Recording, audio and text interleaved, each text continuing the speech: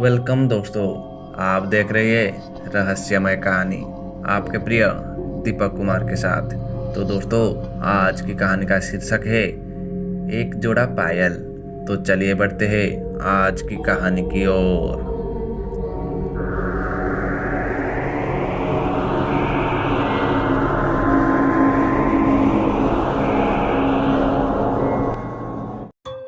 तो दोस्तों, तकरीबन रात की 8 बजे ये वो वक्त था जब सुमन अपने दोस्त के साथ फिल्म देखने के बाद थिएटर से बाहर निकला। बाहर निकलते ही सुमन ने अपनी दोस्त से कहा, यारो तुम लोग चलो, मैं बाद में आता हूँ। सुमन ने अपने दोस्त से अलग होने के बाद जब अकेला हुआ तो उसने अपनी प्रेमिका सीमा को फोन किया, ये बताने के लिए वो उसे कल मिलना चाहता है। वैसे ही काफ़ी दिन हो गया था उन्हें बिना मिले हुए। अभी सुमन ने सीमा को मिलने की जगह और टाइम बताकर फोन रखा ही था कि तभी सुमन के पाँव से कुछ टकराया। जब सुमन अपने पाँव की ओर देखा, वो किसी तरह का गहना है। जब सुमन ने उसे हाथ में उठाया तो उसे पता चला कि वो एक पायल का जोड़ा है और साथ ही बेहद कीमती भी।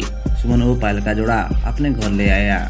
सुमन रात का खाना खाने के बाद वो सोने वाला ही था कि उसे उस पायल का ख्याल आया। पायल देखने में बेहद गंदी लग रही थी, तो सुमन ने सोचा कि क्यों ना पायल को साफ कर लिया जाए। पायल साफ होने के बाद एकदम चमक गई, मानो वो नई खरीदी हो। पायल की खूबसूरत को देखकर सुमन को याद आया कि क्यों ना ये पायल वो अपने प्रेमिका को दे दे। और फिर सुमन ने वैसे ही किया। वो जब अपने गर्लफ्रेंड से मिला तो उसने वो पायल उसे गिफ्ट कर दी।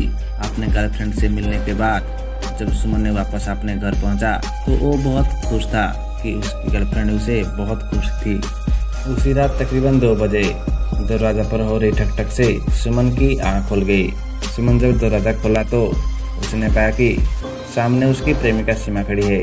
इतने रात के उसे वहां देखकर सुमन को यकीन नहीं हो रहा था कि ये सच है या कोई सपना। सीमा अभी घर की भीतर आई थी कि सुमन को ये याद आया कि सीमा ने तो मेरी घर पहले कभी देखा ही नहीं था और ना ही मैंने कभी अपने घर का उसे पता बताया।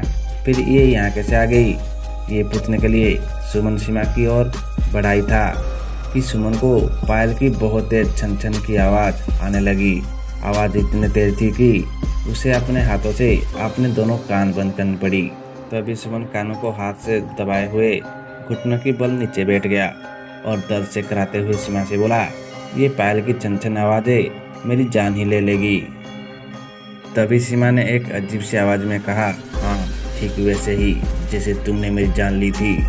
वो आवाज़ सुनते ही सुमन ने सीमा की ओर देखा और देखते ही सुमन हड़बड़ाते हुए पीछे की ओर जा गिरा और चिल्लाते हुए बोला, तुम यहाँ। और देखते ही देखते सुमन के कानों से खून निकलने लगा और उसकी आंख के आगे अंधेरा छा गया। कि तभी देर रात सीमा की चिंकते हुए आंख खुल गई तो उसने पाया कि वो अपने बिस्तर पर है। फिर उसे एहसास हुआ कि उसने जो कुछ भी अभी अभी देखा वो सिर्फ एक सपना था। मगर सीमा की सांसें अभी भी डर से चढ़ी हुई थी और उसका मन बेचैन हो रहा था।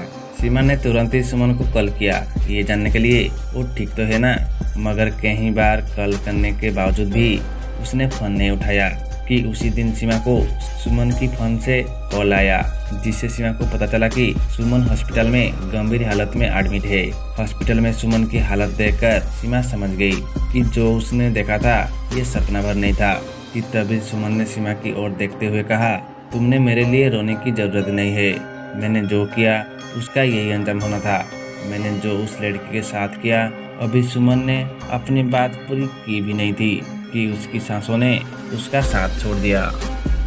तो दोस्तों, इस कहानी में बस इतना ही। कहानी अगर आपको अच्छी लगी तो लाइक शेयर सब्सक्राइब। मैं दीपक कुमार मिलती हूँ फिर एक नई कहानी में। तब तक बाय एंड टेक केयर।